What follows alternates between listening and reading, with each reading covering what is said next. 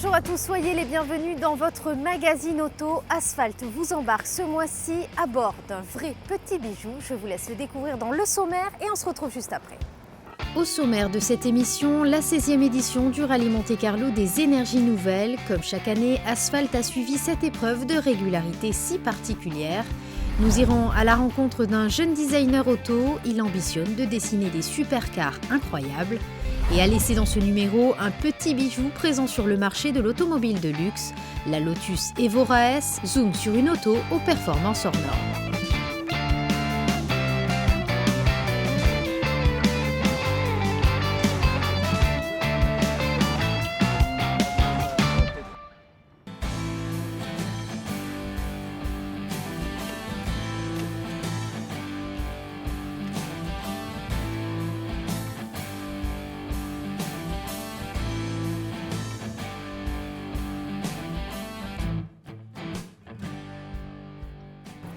Bonjour Jean-Pierre.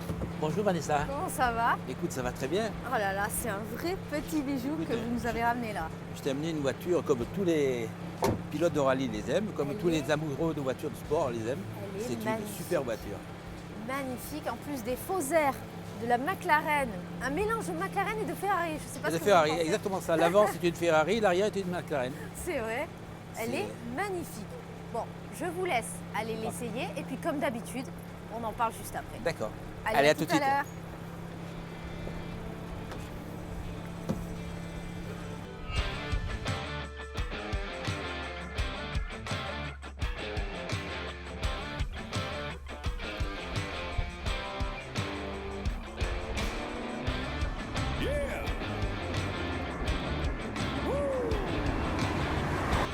That's what I'm talking about. Banging on a trash can. Banging just as loud as you can. Banging on a trash can.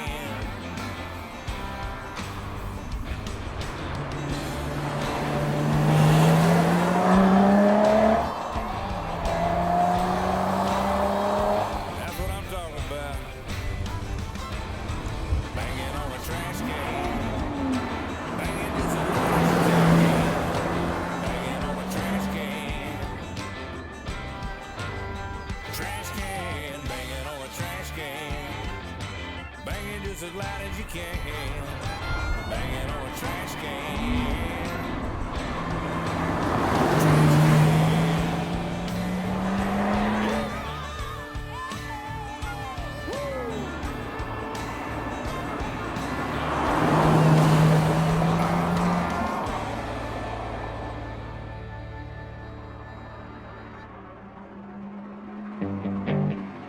Lotus, un nom plutôt évocateur puisqu'il s'agit d'une création automobile signée d'un constructeur britannique spécialisé dans les voitures de sport et la compétition. L'Evora est la première nouveauté de la gamme depuis plus de 10 ans. La voiture est d'abord développée sous le nom de code Project Eagle. Celle-ci est lancée en juillet 2008. Héritière de la lignée des Lotus Esprit, elle a été dessinée par le designer Russell Carr. Typiquement fidèle au canon esthétique de la marque, elle incarne avec succès très saillant et arrondi. Les appuis aérodynamiques et l'imposante sortie d'échappement centrale évoquent d'emblée son côté sportif. À noter que le bolide a d'étranges ressemblances entre une Ferrari et une McLaren. L'intérieur est conçu façon esprit anglais, chic mais fonctionnel. Les finitions d'une Lotus ont plutôt une tendance avantageuse. Difficile de ne pas apprécier le recours des matériaux de qualité, comme notamment le cuir et les inserts aluminium qui habillent les sièges et la planche de bord. On pénètre ici dans un univers différent, loin des ambiances aseptisées de certaines rivales.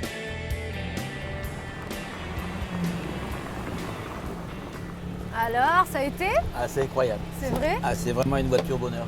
Bon, on va en parler en détail alors. Allez, c'est parti. Allez, Anne.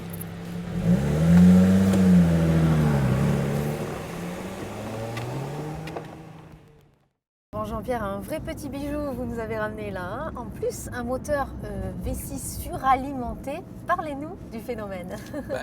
C'est un moteur de 350 chevaux avec énormément de couples à bas régime, puisque le couple arrive dès 3500 tours. Quand même. Et donc ça pousse vraiment très fort. Je peux faire un parallèle avec une Porsche, par exemple, le groupe 4 de l'époque. Non, c'est vrai. Ouais, puisqu'à l'époque, on avait des moteurs qui faisaient maximum 300 chevaux, avec à peu près le même niveau de couple, quoi. Donc je vous laisse imaginer le plaisir que c'est au volant de cette voiture, quoi. Ah ouais. Et votre ressenti alors? Est-ce que c'est une voiture finalement que vous irez acheter? Ah, complètement, quoi. C'est vrai? Ah oui, je suis vraiment tombé amoureux de cette voiture, quoi. Par sa ligne, par son moteur, par sa facilité de conduite. Et on retrouve vraiment une voiture plaisir telle que tout sportif aime ou même compétiteur. Alors on en parlait tout à l'heure en off, c'est vrai que cette voiture finalement pourrait s'adapter à la compétition, en rallye, on pourrait la retrouver facilement. Bien sûr, ça pourrait être une GT, surtout avec la nouvelle version de 400 chevaux qui devrait arriver d'ici 6 à 8 mois. Je pense qu'elle pourrait se mêler à la bagarre en GT avec les Porsche, quoi. Un petit mot sur cette boîte de vitesse qui est tout à fait basique finalement pour une voiture de plutôt concept car entre guillemets. Effectivement, on retrouve exactement ce qu'on avait à l'époque. C'est une boîte en H, hein, à 6 vitesses. Donc elle est très précise, très facile. Les vitesses rentrent très facilement. On peut même les rentrer sans débrayer si on veut, aucun à-coup. Mais c'est vraiment ce qu'on retrouve avec une voiture de sport, sans qu'elle ait tous ces aménagements que l'on retrouve maintenant avec les palettes ou les séquenciettes, quoi. Ça fait plaisir. Exactement, on retrouve le plaisir des voitures de sport. Et oui, la sensation d'antan, qu'on n'a plus aujourd'hui, c'est vrai. L'Evora S est doté d'un moteur 3 litres 5 V6 suralimenté d'origine Toyota, offrant une puissance encore plus affirmée qui délivre 350 chevaux. 4 secondes 8 lui sont nécessaires pour atteindre la référence, soit mieux qu'une Porsche Cayman S. Une fois le mode sport enclenché, la réponse de l'accélérateur est raccourcie et ouvre les valves de l'échappement. Le régime maxi du moteur offre alors une marge de manœuvre supplémentaire en passant de 6800 à 7200 tours minute. Alors Jean-Pierre, vous avez participé à de nombreuses reprises au rallye Monte-Carlo des énergies nouvelles. Finalement, que pensez-vous de cette épreuve? C'est une épreuve qui, je pense, préfigure l'avenir un petit peu de la compétition. C'est vrai, vraiment? On le voit, moi je le pense, puisqu'on voit que quand même, ne serait-ce qu'en Formule 1 maintenant, il y a une formule électrique. De plus en plus, les voitures de compétition récupèrent l'énergie. Par exemple, au 24 heures du Mans aussi, on récupère les Porsche, les Toyota récupèrent aussi cette énergie électrique. Et donc, c'est un rallye qui est très intéressant. D'ailleurs, beaucoup de marques sont présentes pour justement montrer cette complémentarité entre l'énergie électrique et l'énergie hydrogène. Alors bien sûr, l'hydrogène n'est pas encore à Monaco, mais ça va être l'avenir. Vous qui avez connu les plus belles années du rallye Monte-Carlo, j'imagine quand même que l'ambiance doit être vraiment différente dans ces rallyes-là. Déjà, ces routes ouvertes, plutôt particulier. Effectivement, ça n'a rien à voir avec un rallye de Monte-Carlo classique, quoi. Là, en fait, il y a deux paramètres qui sont très importants. C'est la consommation. D'ailleurs, c'est le paramètre qui a le coefficient le plus important pour la victoire au rallye. Et ensuite, il y a de la régularité, c'est-à-dire qu'on nous impose une vitesse moyenne qui est de l'ordre de 49 km à l'heure et pour lesquelles il faut être toujours à la seconde près à cette vitesse-là, quoi. Mais c'est pas du tout la vitesse comme un rallye de Monte-Carlo classique où là, chaque concurrent doit essayer d'aller le plus vite possible dans les épreuves spéciales. Ah oui, rien à voir. Et bien justement, coup de projecteur à présent sur le dernier rallye Monte-Carlo des énergies nouvelles qui s'est déroulé il y a quelques semaines à peine. Justement, Jean-Pierre, on va vous retrouver dans le sujet qui suit. Regardez.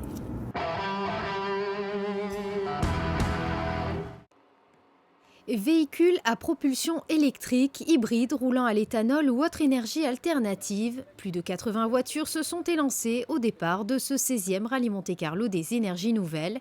Cette année, le parcours a été totalement renouvelé par rapport aux précédentes éditions.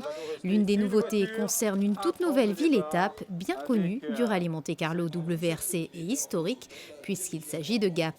Une aubaine pour les équipages haut-alpins qui participent à ce rallye. Frédéric Mlinarski est enseignant en maintenance véhicule au lycée Paul Hérault de Gap. Son copilote n'est autre que son élève. Au volant d'une Tesla S, l'équipage concrétise ainsi un projet étudiant. Nous, on est le lycée Paul-Hérault de Gap et donc dans notre établissement, on forme des élèves à la prévention des risques électriques sur les voitures hybrides électriques.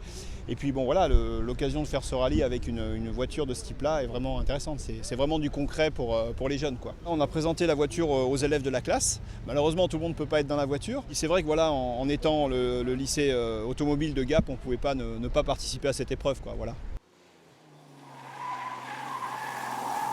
Le rallye Monte-Carlo des énergies nouvelles est toujours très encadré par l'organisation.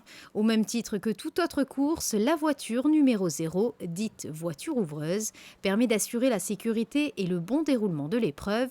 Cette année, la lourde tâche a été confiée à un équipage particulièrement complice, composé de père et fils. Voiture zéro, c'est tout simplement vérifier sur le parcours que tout est bien en place, les postes commissaires, les points secrets, qu'il n'y ait pas de travaux, de problèmes sur la route et qu'on prévienne la direction course du bon état du parcours. Route ouverte, il faut faire attention, effectivement. Les concurrents sont briefés de toute manière. Et voilà, après, pas de soucis particuliers, route ouverte, conditions de route normales, respect du code de la route, voilà. C'est la première fois faire le zéro, quoi. C'est voir un peu à l'intérieur du rallye comment ça se passe, parce qu'en tant que concurrent, des fois on voit pas ce qui se passe, tout ce qu'il y a autour, et voilà, c'est toute une organisation, c'est important pour la sécurité, pour tout. Le légendaire Jean-Pierre Ballet a quant à lui arpenté les routes au volant d'une Volvo hybride. La motorisation de ce bolide est un hybride diesel électrique doté de batteries lithium rechargeables qui permet de couvrir jusqu'à 50 km en mode tout électrique. Une fois les batteries épuisées, c'est le 5 cylindres diesel qui prend automatiquement le relais. Résultat, une autonomie combinée d'environ 1200 km. La voiture, c'est une voiture de 330 chevaux, donc c'est assez puissant. Puis on n'a pas beaucoup consommé puisqu'en fait on n'a mis que 18 litres d'essence de carburant pour faire depuis Digne, ce qui fait qu'on est en dessous de 5 litres au 100 de consommation, surtout avec des ZR, donc c'est quand même, ce côté-là c'est très satisfaisant. C'est très facile à conduire et c'est agréable à conduire en plus, on retrouve de la puissance et en plus c'est confortable, donc c'est une très très bonne auto. Sylvain Blondeau et Jean-Luc Hachler remettaient leur titre en jeu cette année. Beaucoup de pression pour un équipage qui maîtrise pourtant très bien les rouages de la régularité. Plus de pression, oui et non. Oui parce que forcément on veut le maintenir et non parce qu'on ne veut pas trop non plus avoir de pression parce qu'on ne roule pas bien après. Donc on est venu pour le gagner, on fait notre mieux et c'est difficile. En tenant compte de ces nombreux changements de nom, l'épreuve fête ses 20 ans cette année. Un équipage se distingue alors des autres. Le copilote numéro 44, Pierre Bonneau, peut se vanter d'avoir connu la toute première édition du rallye Monte-Carlo des énergies nouvelles. J'ai fait le premier, il n'y avait pas beaucoup de voitures, il y avait 23 voitures et depuis 2007. Et donc c'est la seule voiture qui a fait tous les rallyes, donc on l'appelle la doyenne. Elle les a fait consécutivement, comme quoi c'est une voiture qui a déjà 9 ans. Et qui est costaud, quoi. Elle a à peu près 145 000 au compteur. Et ça a beaucoup évolué parce qu'au début, quand on était dans la minute, on était content. Et maintenant, c'est à la seconde et des fois presque au dixième de seconde. Et la concurrence, les gens se sont améliorés, quoi. Et en parlant de copilote, nous retrouvons Sébastien Scholl sur le parcours. Il est fidèle aux épreuves de régularité depuis très longtemps. Le rôle du navigateur est primordial dans ce genre d'épreuve. C'est dur ici parce que quand on a fait le Monte-Carlo historique où c'était vachement plus intense, là il faut pas se déconcentrer en fait, il faut rester concentré. C'est beaucoup plus un rallye de précision. Là les routes sont sèches, c'est vraiment, ça se joue au mètre près. Bon, on a eu des petits soucis d'électronique de notre côté, mais c'est vrai que c'est vraiment un rallye de précision. Et puis en plus on joue la conso, donc il y a un paramètre supplémentaire. Comme à chaque fois, le dimanche, l'épreuve de maniabilité était reconduite. Un gymkhana hors classement s'est déroulé au sein du village sur le port Hercule. Malgré un temps capricieux, les spectateurs venus nombreux ont pu découvrir la capacité de ces véhicules si particuliers. Jean-Pierre, vous qui avez une grande culture du sport auto, est-ce qu'il y a une petite anecdote par rapport à Lotus ? Effectivement, Lotus a été le premier constructeur de monoplace à sortir une monoplace avec le moteur en position centrale. Ah oui ? On se souvient à l'époque, les Maserati, les Ferrari avaient toutes des 12 cylindres en ligne à l'avant et le pilote était bien sûr placé derrière ce moteur-là. Donc ils ont vraiment sorti une innovation effectivement, qui a marqué l'histoire automobile. Exactement, puisque ça a permis d'avoir un meilleur comportement du véhicule, du fait que ce moteur en position centrale permettait d'avoir une route exceptionnelle. Un moteur incroyable, Jean-Pierre, on vient de le voir. Et il faut savoir qu'elle est dotée d'un système de transmission finalement propulsion. Hein, c'est très très agréable. Qu'en est-il du châssis? Le châssis, on retrouve un châssis d'une voiture de compétition, un châssis monobloc. Hein. C'est un châssis coque avec 2 poutres latérales en carbone. Le centre de gravité est très bas, ce qui permet d'avoir une tenue de route extraordinaire. C'est vrai que là, on voit la route au ras du sol. Hein. Bien sûr, en plus, le moteur est en position centrale, c'est bien. Ce qui permet d'éliminer toutes les inerties que l'on pourrait rencontrer avec un décalage du moteur à l'arrière. La voiture est très très facile à conduire, elle se pilote en douceur, on peut la brutaliser et à ce moment-là, elle se conduit aussi très rapidement. Elle réagit bien. Ouais. Elle réagit vraiment bien. Alors elle a un système de freinage assez particulier également. Hein. Effectivement, on retrouve des disques de grand système avec des étriers qui ont été conçus par Lotus. Ah bon? Ouais, qui ont été conçus par Lotus et qui sont très très performants. Je n'ai pas noté une moindre faiblesse pendant toute la durée de l'essai. Au contraire, je les ai trouvés très performants avec une attaque très rapide et bien sûr une longévité. En combinant châssis en aluminium rifté et carrosserie en matériaux composites, la Lotus Evora S se veut conforme à l'esprit du fondateur de la marque, Colin Chapman. Et si les ressorts sont inchangés, les cales sont rigidifiées. Côté suspension, tout a été revu pour prendre en compte la 50aine de kilos supplémentaires sur cette version. Cette plateforme taillée dans l'aluminium s'est vue greffer pour l'occasion une barre anti-roulis au diamètre plus important sur chaque train, ainsi qu'une paire de triangles plus rigides. Ces renforts font tout de même grimper le poids de l'Evora S à plus de 1400 kg. Vous le savez, Asphalt vous fait souvent découvrir des jeunes qui débutent. Eh bien, c'est le cas de ce designer auto qui se lance pour la première fois dans le monde des supercars. Vous allez voir qu'il a pas mal d'ambition. Regardez. Il est sûrement le seul designer à avoir eu l'audace de refuser un stage chez Lamborghini. Et pour cause, Jérémy Lemercier, âgé d'à peine 23 ans, souhaite surtout se consacrer à son ambitieux projet, créer sa propre marque automobile de prestige. C'est la passion, surtout la détermination, j'ai envie de dire. Donc c'est vraiment dans le but d'offrir à la France dans un avenir proche sa marque automobile de prestige qu'on attend depuis tant d'années. Je trouve que c'est un petit peu dommage, sachant que la France est l'un des premiers pays mondiaux du luxe, sauf dans l'industrie automobile. Donc je voulais vraiment redorer le drapeau tricolore et faire honneur à la France. J'ai un parcours assez atypique, pour ne pas dire très atypique, c'est-à-dire que j'ai aucun bagage, j'ai ni le bac ni le brevet des collèges, je suis autodidacte à 200%. Baptisée Révolution, sa nouvelle supercar succède aux précédentes. Intuition en 2009 et Révélation en 2011. Si sa mécanique fictive inspire le respect avec un V12 de 760 chevaux, son style ne laisse pas indifférent. La Lemercier Révolution n'emprunte au final rien à personne. La belle revendique une beauté qui lui est propre. Reste à convaincre un constructeur auto de donner vie à ce bolide. Où j'ai des partenaires, je suis associé avec eux et qui vont financer la construction d'une maquette à échelle 1. Donc la voiture va faire environ 4,70 m, 4,72 m dans ces eaux-là. Et on va entièrement recouvrir la voiture d'un covering. Donc un covering, ça permet de customiser la voiture tout en la protégeant. Et vraiment pour que ça puisse taper dans l'œil d'un riche client au salon Top Marque à Monaco. Jérémy Lemercier travaille déjà sur d'autres projets de concept car. Asphalt suivra de près les aventures de ce jeune designer.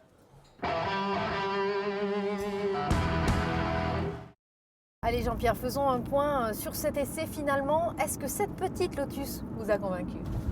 Complètement. C'est, je pense, une des meilleures voitures que j'ai eu l'occasion de conduire. À part la McLaren, bien sûr. Mais la McLaren, c'était quelque chose qu'on ne peut pas trop se payer. Ça, alors vrai. Que là, ça reste une voiture qui est quand même relativement abordable. Oui. Puisque c'est une voiture qui vaut aux alentours de 60 000 euros. Ça, c'est incroyable. 60 000 euros. On peut se faire plaisir. Et là, on retrouve toutes les qualités que l'on peut espérer trouver dans une voiture de sport telle qu'on la recherche.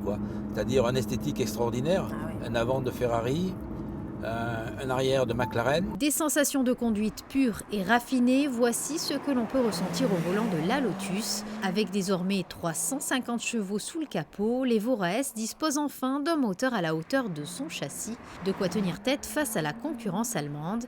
Véritable GT, elle est capable de satisfaire les déplacements quotidiens ainsi que les virées du week-end sur circuit.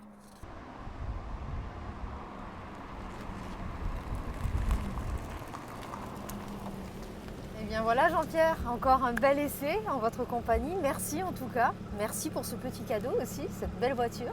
Avec grand plaisir. On se retrouve très vite bien sûr. Très vite, bien sûr. Et bien voilà, Asphalt c'est terminé, mais on se retrouve le mois prochain évidemment avec encore beaucoup de belles surprises. Soyez au rendez-vous. À très vite.